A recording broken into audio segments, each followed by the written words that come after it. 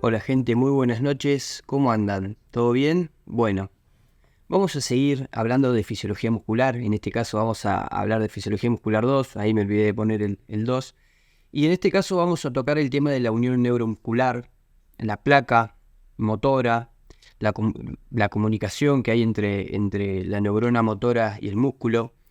Esto es muy importante porque al hablar de esto estamos hablando de que un músculo está estimulado, ¿sí? Si nosotros tenemos una placa motora que se activa y que estimula a un músculo, estamos diciendo que el músculo está en funcionamiento, ¿sí? Que el músculo circula potencial de acción, se contrae, se mueve.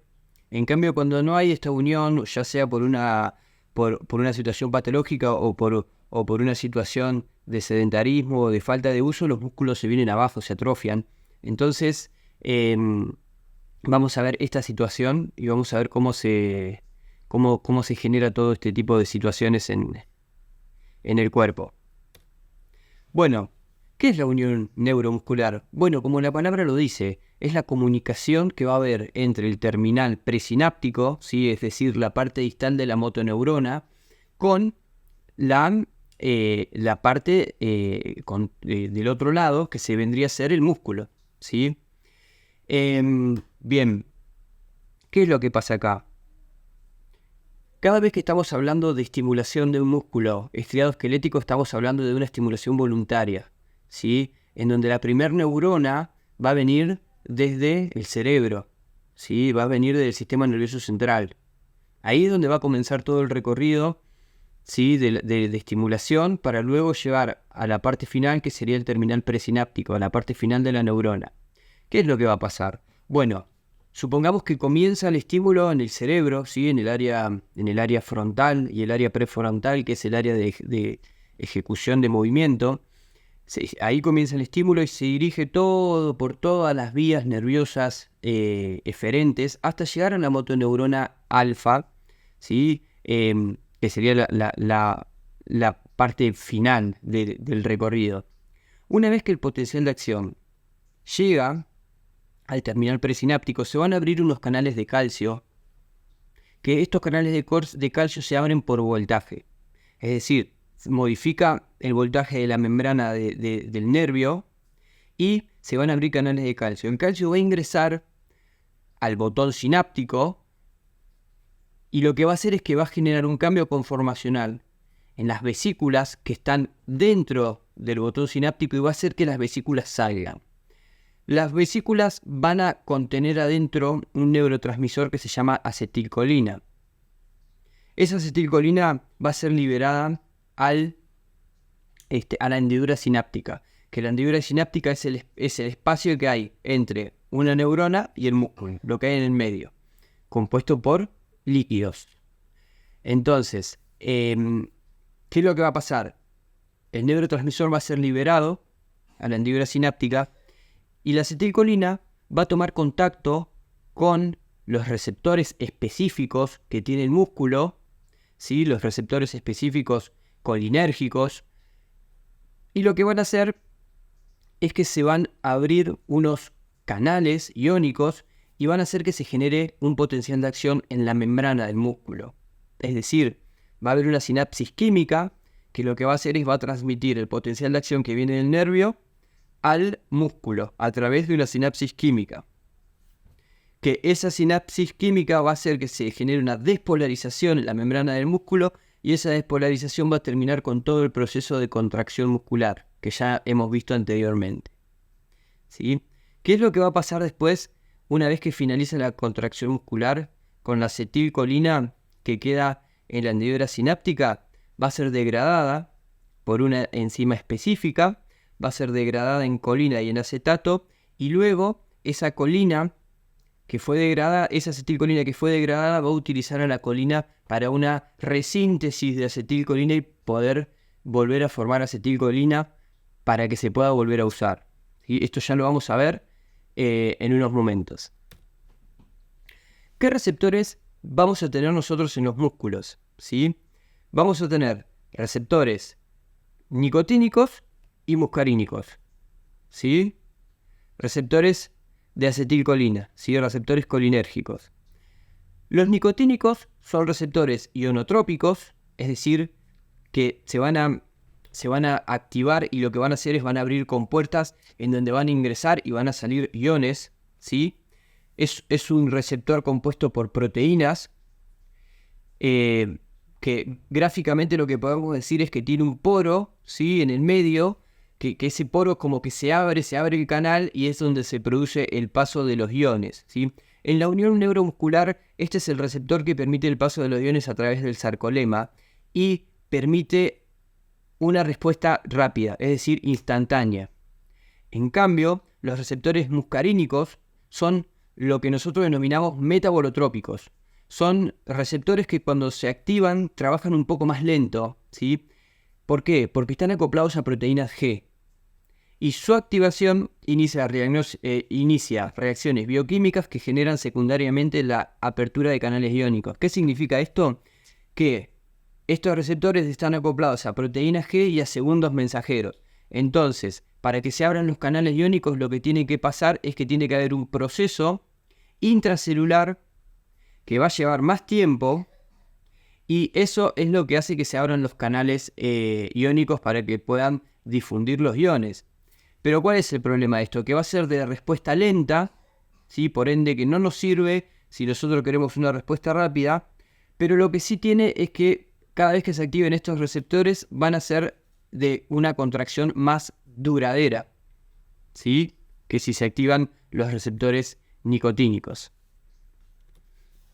Ahora bien, en la unión neuromuscular nosotros nos vamos a encontrar con dos conceptos. El potencial miniatura de la placa terminal, ¿sí? PMPT, potencial miniatura de la placa terminal, y PPT, potencial de placa terminal. ¿Cuál es la diferencia de esto? Bueno, los potenciales en miniatura de la placa terminal hacen referencia a cada vesícula que sale del terminal presináptico. A eso nosotros también lo vamos a poder denominar cuantos, ¿sí? O cuanto. ¿Qué es lo importante de esto? Nosotros sabemos que para que se genere un estímulo, mejor dicho, para que se forme un potencial de acción y comience con la despolarización de la membrana, se tiene que superar desde el potencial, desde la, ¿cómo se llaman? Perdón. Desde el estado de reposo de la membrana, que está en menos 90, tiene que haber un cambio de voltaje y tiene que subir hasta un umbral determinado, que en este caso es menos 50, ¿sí? Y nosotros lo que tenemos acá es que cada potencial en miniatura va a aportar, ¿sí? Una cantidad, ¿sí? De voltaje, y que al sumar todos esos potenciales en miniatura o todos esos cuantos, ¿sí? Nos tiene que dar como resultado un número que nos haga llegar al umbral. En este caso nosotros tenemos que el potencial, ¿sí? En reposo es de menos 90, ¿no? Para que el nervio estimule el músculo, es de menos 90. ¿Qué necesitamos? Y necesitamos elevar el voltaje, ¿sí? Desde menos 90 a menos 50 para que se active la ley del todo o nada y se genere ahí el potencial de acción y se produzca la despolarización masiva, ¿sí? Entonces, necesitamos elevar 40 minivolt, ¿sí? El voltaje de la membrana para que se pueda generar el potencial de acción en el músculo. Entonces, ¿qué es lo que nosotros necesitamos? Bueno, que los potenciales en miniatura, ¿sí? Que suman 0,04 minivolt sean una cantidad necesaria como para activar, ¿sí? Al potencial de acción. ¿Y cuántos necesitamos? ¿Cuántos necesitamos? ¿O cuánto potencial en miniatura de la placa terminal necesitamos? Alrededor de 100 cuantos, ¿sí? ¿Para qué? Para que se eleve el voltaje necesario y ahí se active la ley del todo o nada y comience la abertura de canales iónicos masivamente que terminan con un potencial de acción adecuado, ¿sí?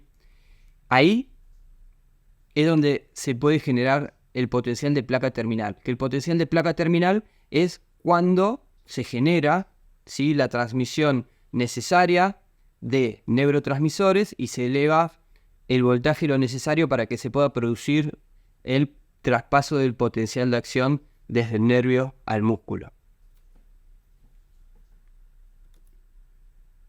Bien, ahí tenemos una pequeña imagen, ¿sí? En donde se puede ver cómo llega un potencial de acción a través del nervio. Fíjense una cosa, ahí tenemos un nervio y el nervio tiene varias ramificaciones, ¿sí? En el botón sináptico, en la parte distal del nervio. ¿Qué significa esto? Que un solo nervio puede inervar varias fibras musculares, ¿sí? Un solo nervio puede inervar varias fibras musculares al mismo tiempo. Bien. Y en el dibujo, acá lo que tenemos, sí, es, la neurona motora, que dijimos que la primera neurona va a salir de la corteza cerebral, va a atravesar todo lo que sería la médula espinal, después los nervios periféricos y van a llegar hasta el músculo, ¿sí? No la misma neurona, pero ese va a ser el recorrido que va a hacer todas las neuronas que van a estimular el músculo. Tenemos axones, ¿sí? Tenemos axones mielínicos, ahí se pueden ver la mielina en los axones para que se generen los conducción saltatoria. Y se transmite el potencial de acción, ¿sí? Desde la neurona motora se va transmitiendo el potencial de acción a través del axón hasta que llega al músculo, a la membrana del músculo o sarcolema, ¿sí? Ahí, en la zona de la unión neuromuscular. ¿Qué es lo que va a pasar acá? Vamos a la segunda imagen, ¿sí? En la segunda imagen vemos que en el botón sináptico tenemos las vesículas de acetilcolina esperando, ¿sí? Para que ingrese calcio al botón sináptico y puedan salir a la hendidura sináptica y así poder estimular los receptores nicotínicos del músculo. En la tercera imagen, nosotros podemos ver los receptores de acetilcolina ya preparados para recibir al neurotransmisor, y por otro lado tenemos con esas formas de luna, de lunitas, una enzima que se llama acetilcolinesterasa, que la acetilcolinesterasa va a ser la encargada de limpiar la hendidura sináptica, va a ser la enzima indicada para degradar la acetilcolina sobrante y transformarla en colina y acetato. Entonces, bien, ¿cómo es la excitación neuromuscular? ¿Cómo un nervio puede estimular un músculo? Bueno, ¿qué es lo que tenemos acá? Vamos a buscar cuál es la primera imagen. Ahí, la primera imagen es la que está en el medio. Dice, la llegada de un potencial de acción llega al botón sináptico, ¿sí? Es decir, hay una despolarización de la membrana. Hay un cambio de voltaje en la membrana del nervio. Esto lo que hace es que va a activar canales de calcio que se abren por voltaje. Entonces el calcio va a ingresar al botón sináptico y va a ayudar a que las vesículas liberen por exocitosis el contenido de neurotransmisor hacia la hendidura sináptica. Eso es lo que pasa en la primera imagen. En la segunda imagen ya vemos que las vesículas se unieron a la membrana por exocitosis y liberaron neurotransmisor. Y ahí los neurotransmisores se están mezclando en la hendidura sináptica con las enzimas acetilcolinesterasa, y ahí está llegando a tomar contacto con la membrana del músculo y sus receptores. En la tercera imagen ya tenemos cómo la acetilcolina toma contacto con los receptores y automáticamente se abren los canales de sodio, ¿sí? Para que se genere un potencial de acción en la membrana del músculo y esto termine posteriormente con la contracción del músculo, ¿sí? Es decir, la acetilcolina se une a los receptores y aumenta la permeabilidad del sodio para que se genere la despolarización de la membrana muscular. Después, en la cuarta imagen, tenemos que ya se produjo, el potencial de acción en la membrana muscular, pero quedó acetilcolina en la hendidura sináptica. Y acá es donde toma importancia la acetilcolinesterasa, ¿sí? Esta enzima que lo que hace es va a degradar la acetilcolina en colina y acetato. ¿Por qué? Porque si la acetilcolina queda mucha concentración de acetilcolina en la hendidura sináptica, se pueden producir estimulaciones o contracciones musculares involuntarias. ¿Por qué? Porque esos neurotransmisores van a estimular el músculo. Entonces, la acetilcolinesterasa se encarga de eso, de limpiar la hendidura sináptica. Y en el último lugar, ya ahí hay un retorno al estado inicial, ¿sí? El botón sináptico tiene guardado un neurotransmisor que se sintetizó nuevo. La enzima acetilcolinesterasa se encuentra en la hendidura sináptica y ahí está en reposo el músculo. Bien, ¿cómo es el restablecimiento de acetilcolina? Bueno, nosotros vamos a tener una síntesis de acetilcolina que se va a dar en lo que es la neurona, ¿sí? Y se va a dar por la unión de la colina con el acetil-CoA, ¿sí? La unión de la colina más el acetil-CoA más la ayuda de una enzima que se llama colina acetiltransferasa, lo que va a hacer es va a formar la acetilcolina, que va a ser el neurotransmisor encargado de estimular la membrana del músculo, ¿sí? Y como decíamos, por debajo tenemos la acetilcolinesterasa, que es lo contrario, ¿sí? Va a degradar la acetilcolina en colina y acetato, ¿sí? El acetato después va a quedar dando vuelta, ¿sí?, en el líquido extracelular, mientras que la colina va a ser recaptada en el terminal nervioso y va a servir para sintetizar más acetilcolina nuevamente. Entonces, bien, vamos a hacer un repaso de cómo se da la contracción del músculo en todos sus diferentes procesos. Bueno, en primer lugar tenemos la unión neuromuscular, que es lo que vimos hoy, ¿sí? El nervio se une a la fibra muscular, libera neurotransmisor, y ese neurotransmisor activa los receptores de la membrana del músculo, abre los canales iónicos para que se produzca una despolarización de la membrana, para que se genere un potencial de acción en la membrana del músculo, que a esto nosotros lo vamos a denominar acople, excitación, contracción. Ese potencial de acción generado va a transcurrir por la invaginación, que nosotros la denominamos túbulo T. El túbulo T va a conectar electromecánicamente con sus receptores de dihidropiridina y de rianodina 1, que se encuentran en el retículo sarcoplásmico del músculo. Se va a liberar calcio.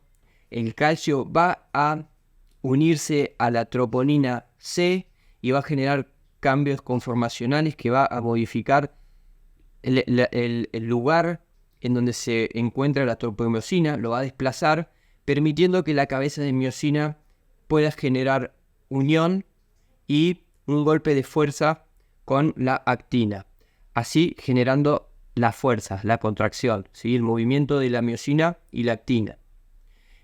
Y se va a generar la contracción muscular desde esta forma, y el músculo se contrae, ¿sí? Este es el mecanismo de contracción. Bien, ¿qué es un tétanos? O también es sinónimo de calambre el tétano, ¿sí? Cuando un músculo se estimula mucho, rápidamente, y no tiene el tiempo suficiente, ¿sí?, para que la bomba de calcio guarde, ¿sí?, o almacene el calcio, entonces queda mucho calcio, mucha concentración de calcio en la célula muscular. A veces se pueden generar contracciones involuntarias, ¿sí? Y si son muchas contracciones sostenidas en el tiempo, esto nosotros lo vamos a poder denominar tétano, ¿sí?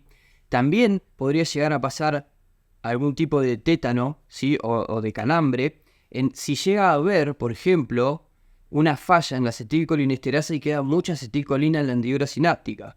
Eso también estimularía a que haya contracciones permanentes y que el músculo no se pueda relajar, ¿sí? Estas son unas de las formas en las que se producen los tétanos o los calambres. Bueno, la bibliografía que hemos utilizado para esta clase es el del Tratado de Fisiología Médico Guyton Hall y de Fisiología Humana Silverton. Así que cualquier cosita pueden ir a consultar estos libros. Bueno, espero que les haya gustado la clase, espero que les haya sido claro, que les sirva para sus carreras, para su estudio, para todo. Y si les gustó, por favor suscríbanse, que ahí me ayudan un montón para seguir subiendo este tipo de contenido sobre salud, sobre fisiología, sobre cuerpo humano, sobre también sobre desarrollo personal. Y si quieren comentar, también comenten qué les interesaría ver, qué video les gustaría que haga, y obviamente lo vamos a hacer. Bueno, ahí tienen mis redes sociales por si les interesa. Bueno, les mando un abrazo grande, cuídense y nos vemos.